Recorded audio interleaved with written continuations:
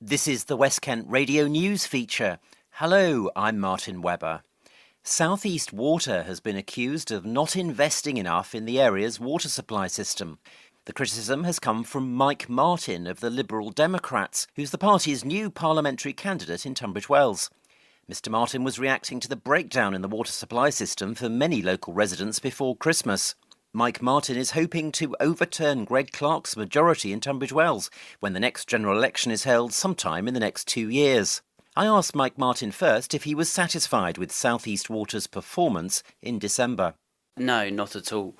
And it's not just a question of how they handled it in the actual bit before Christmas, where crisis response was very poor, there weren't enough, water points for people to pick up water. But actually this is a problem that's gone back over the last several years. So if you dig into South East Water's corporate structure, you can see these financing vehicles in the Caymans, in Luxembourg, and effectively what the company's been doing is swapping out debt for equity or asset stripping. So rather than using money to invest in the network, which would stop some of these problems, they've taken the money and given it to shareholders for profit. And that's completely unacceptable. But South East Water say they're investing £80 million every year to improve infrastructure. That is big money being spent. They are investing, aren't they? Well, £80 million does sound like a large amount of money. It probably isn't when you consider that South East Water has to cover 2 million people. If you have a situation where the pipes freeze and then they thaw, and then we have water leaks and we're not able to detect all of them, and so the network goes down for 6 days, and then pumping stations go down and all the rest of it, I would argue that that's a clear case of underinvestment in the network. So what would you do about it, though? Greg Clark was quite active in pushing the company to improve its crisis management and getting compensation payments handed out quite quickly. Could you have done any more? I would characterise Greg Clark's actions as bolting the stable door after the horse has fled. Water was privatised back at the end of the 80s. Now, there's no problem with privatisation per se, but if you are going to privatise something, particularly something that's a natural monopoly like water, then you need to regulate it appropriately. And if you look back through the parliamentary debates, we've had various questions about this in Parliament over the last 10 years, it's quite clear that Ofwat, which is the regulator, allows the companies to determine their own financial structures. And it also appears that the government's very, very happy with that.